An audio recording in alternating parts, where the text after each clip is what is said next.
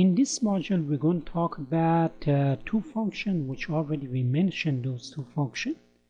One of them is toNumber, one of them is toDate.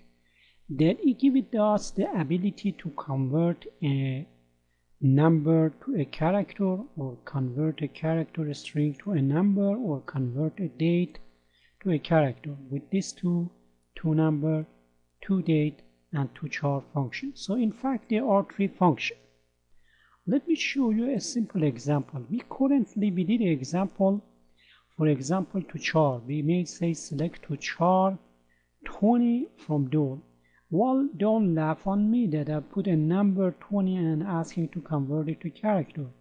But let's imagine that is you have two columns in a table and you want to convert it.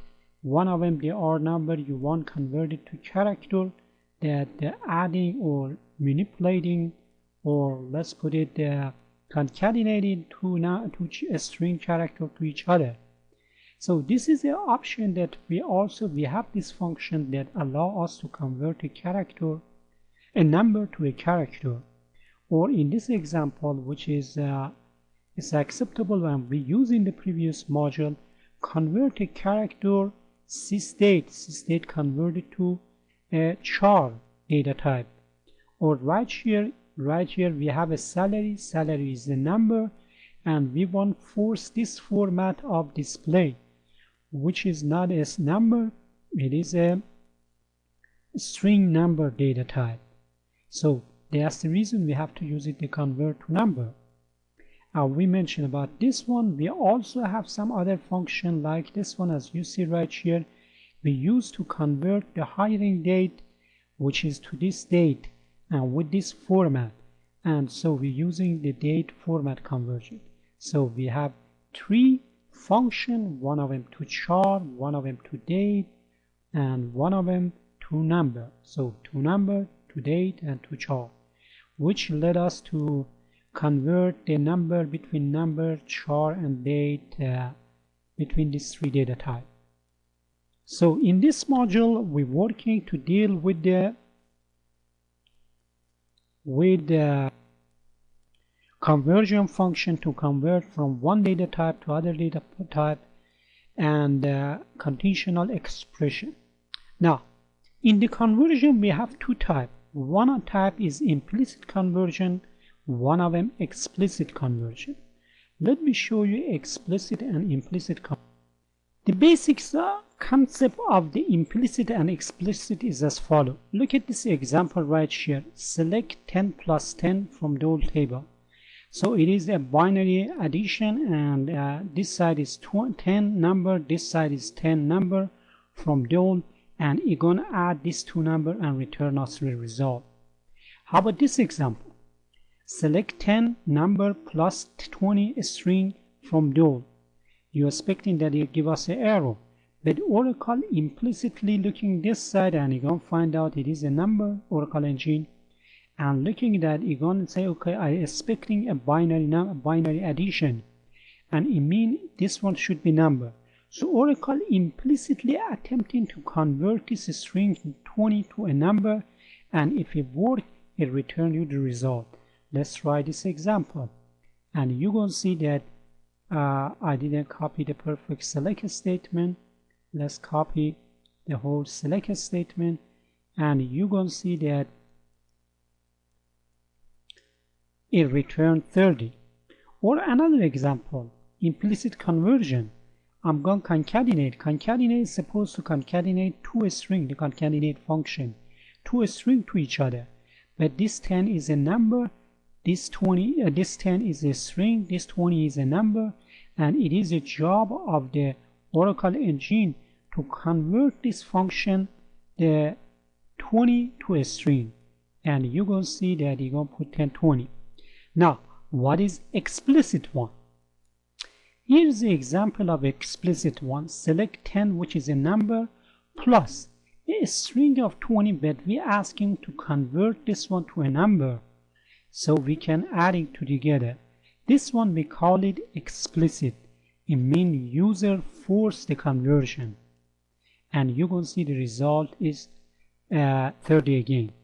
Now you may tell me why we know that 20 is a number, why we need that one.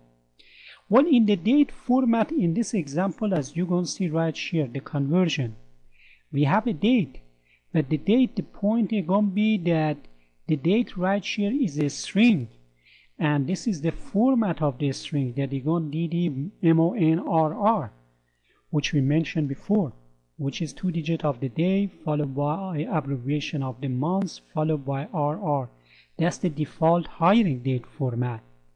And so we're converting this string to a date and executing. If we do not convert this one, it may not be able to execute this one successfully. If I run this example, you're going to see this example run. Well, in this example, I did it a slightly change. This is the example that we did it together. And if I remove the chart from this one, then you see that right here is the default date format. This is a string. This is a date format. But because this is the default date format, if I execute it without using to date function, still I expect that Oracle implicitly be able to convert this one to a date function and compare it with this date. Well, I changed the format slightly and I used the January 1009, and I'm sure that Oracle is not smart enough to implicitly convert this one to a date data type, this 1901 to 90. Let's say January 01 year 1990. It's not smart enough to do this conversion right here. Let's try that one. And if I try that one, you're going to see that it's going to give me error. And it asks me that you have to explicitly convert this one. I'm not smart enough to convert any string, this string to a data type and compare it with this date. Let's do that change. As you can see, we force a conversion of this string with this format, which is the JAN, stand for abbreviation of the month, 2 digit of the day, and 2 digit of the year right here with this format.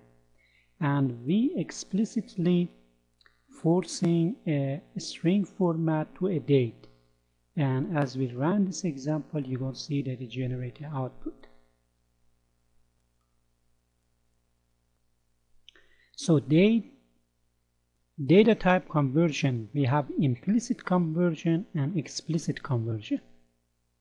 And this conversion happening between number and date, or varchar or char. By the way, Oracle is smart enough to convert implicitly varchar to a char data type. The next example that we work out on that one is nesting function. What is a nesting function? A nesting function is the function within the function. Let's consider this example. We're asking right here to convert this string to a date function. But whatever is the result, we would like to init cap that one. So this is a function start right here, ended right here. This is another function which as the argument has this function. So this is the next function. This is the higher level function. This is the inner level function. And we can execute, put this one together, and you're going to see as we executing this one, it generates us a date function. You're going to see a function within the function. Here is an example which we called it nesting function. So we have a function with argument right here, 2 arguments. Then we may have another function. This could be a date function. It could be init cap function. Could be a lower or upper function that you may using a function within the other function. So this format of function, that output of the inner function is the input for the next level function, and input of the next level function generate the output for the input level of third level function. Let's consider we use another format of the date number conversion. In this example, we converting a salary from a salary type to a type which is a string type right here to char function. By using to char function with this format, start the column with the $sign, follow up by if exists any digit, display those digits, separated by the 1000, display as many digits exist, and if it is no value for the fraction, display 0. Let's run this example.